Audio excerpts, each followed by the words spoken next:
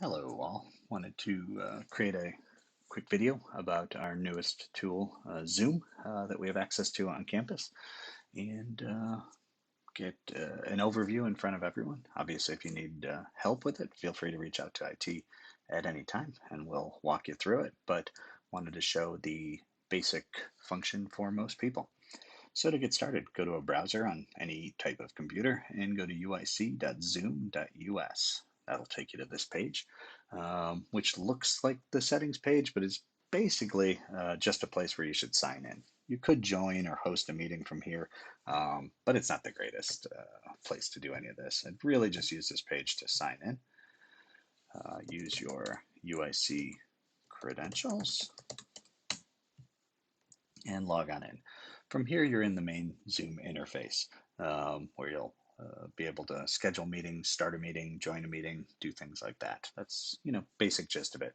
Before you get started for the first time, I'd probably go into profile, update some things, add a picture if you'd like, play with some of this, make sure your time zone's correct. You don't have to, but if you want things to, or you really want to understand the product, or you want things to look as good as possible, I'd go in here and do that. Most of what you do is going to be here in the meetings tab. If you go up in the corner, you could host a meeting starting right now. That would be for a quick thing like, hey, everybody come join me in this meeting. You could join a meeting, which you can also do by clicking a link that someone sends you, but here's another place to join. Or you can schedule a meeting over here, and this is going to be one of the more common things you do. To schedule a meeting, you go on in there, give it a name, probably a better name than that. Set the time, date, length, time zone.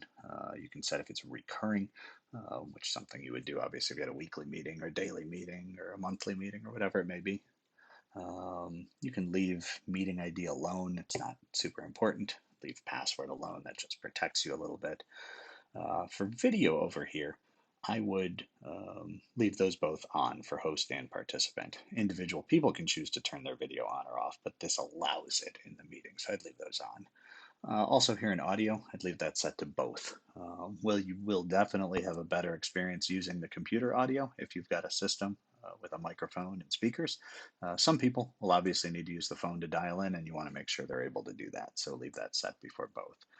The only other couple of settings down here that are of importance, if you click enable to join before host, that lets the meeting start right away. And I think that's good. If you're late or you miss a meeting or whatever, it can still go on and the other participants can join that meeting, no matter if you're there or not. The other thing, if you had a really big meeting, mute participants upon entry is a good thing to do so that it starts with everyone muted and then you can selectively let people start. You wouldn't use that for a small, department meeting, staff meeting, but if you were having a town hall or some sort of big event, you would probably want to turn that on. When you do that, you click save, and then that meeting would show up back in this meetings area. You can see some recurring ones I have, or one on Friday that is upcoming that's not recurring. This is the same place you would go when those meetings starts to start the meeting. And for that, you literally just come over here and click start. I'll take you real quick through what it looks like when you do start a meeting, not one of these specifically, but any meeting. So here I'll just turn on a meeting and it looks the same no matter if it's scheduled or you start it from scratch or whatever it may be. Wants to open Zoom. It's going to do so. The first time you do that, it may have to do a little downloading or a quick installation, but hi, that's me. So you open it up, and right now I'm the only participant, so you only see me. But down here at the bottom of the screen are where you can do things like manage. You could manage the participants. If there were more of them over here, they would show up. You can do polling, ask questions of people and see what the audience thinks. You can do screen sharing, so that'll bring up all the windows on your computer, and you don't have to share the whole screen. You can just share one specific window if you had a document or whatever you want to show. There's a chat window where the participants can chat. You can record things, um, and so on and so forth from there. For your personal controls, when you're in a meeting, over here on the left side are mute and stop video. Mute being, the most common, where if you're in a meeting and there's noise in the background or whatever it may be, you want to click mute often and put a stop to that, so you can mute yourself and control it over there. The other big feature in Zoom is breakout rooms. These are for they're often used in classroom settings, but they can be used for a big meeting where you literally take the group of people. Obviously, there's 0 participants, so we can't do it right now.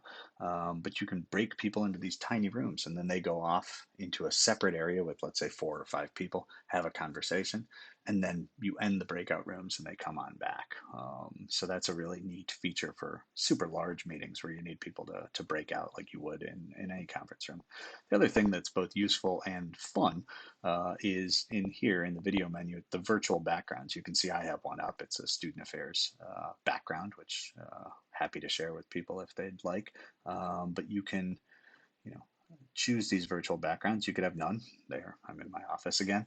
You could have ones that are really, really fun if you want to be a super strange person like me who's trying to have a little bit of fun in this dark time. But that's what you can do with virtual backgrounds. So it's under here in the video area and choose virtual background. One of the nice things about that is it lets people who may have, a big mess behind them still turn on their video and feel fairly comfortable. Seeing everyone's face without showing everyone everything that's happening in their house. So let me end this meeting and show you just a couple more things. So the other thing that's really nice about Zoom is its integration into Outlook. Instead of scheduling all your meetings via there, you can do it directly in an Outlook window. So here I have a meeting window that I'm going to invite Rex to a meeting. He probably won't say yes, but I'm going to invite him. And, name the meeting. And once you've set the time, so let's say we're going to have this meeting tomorrow at 2 o'clock. Once you do that, make sure to set your time first. Once you've installed the add-in, and I'll show you how to do that next, you can go over here and you'll see add a Zoom meeting. And when I click that, it takes a second and poof, the location becomes the Zoom meeting, and directly in your notes here, you get all of the information you need for that person to join the Zoom meeting. So that's a really great way to do these without going into the web interface and scheduling each and every one of them separately. Um, One of the things of note here is to make sure that if you change the time of this, it will not automatically change. So if we've scheduled this for 2 o'clock. Let's say I change it to 2:30. The only way to fix that is for me to go to settings and make sure to update it, because Zoom doesn't necessarily know that you've made that update. But you can do that pretty easily by going into settings and add a Zoom meeting. So it's a really terrific way to save time when you're setting up all these meetings, especially when so many of them are Zoom meetings right now. To show you how to get that in there, that's not built into Outlook. I have Here's Outlook for Mac, where I've already set it up. You can see up here there's a Get Add-ins. If you go into there, there's all sorts of add-ins. I think this is the only one I use right now. You can search for it, and I already have it installed, but of course, well, maybe it didn't come up because I already have it installed.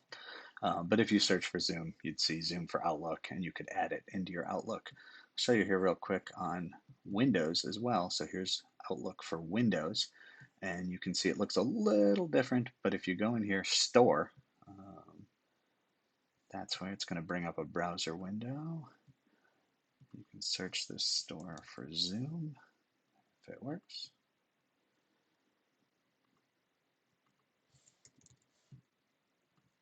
Cool. Oop, it's just being a little slow. Search for Zoom, and you'll see Zoom for Outlook. Get it now.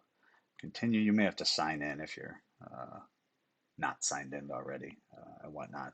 Once you go through all the steps and sign into the store and whatever it will be, you'll end up with Zoom for Outlook it'll probably install it in the web browser.